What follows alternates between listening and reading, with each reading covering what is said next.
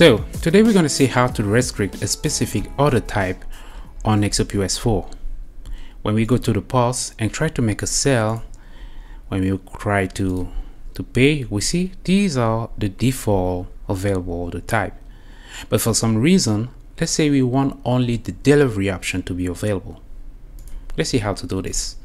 Let me go back to the dashboard, setting, order, and now it's not here. I'll go to the POS, then feature, and this is where I select the order type. We currently have takeaway and delivery available, but I will remove takeaway and just enable delivery. I'll save and go back to the POS. So now let me select the item to sell, make a payment.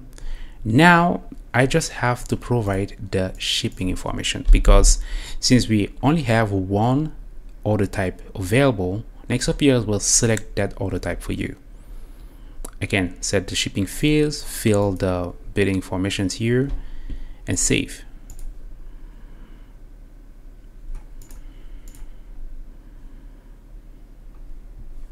Now let's go back to the order list and see the order.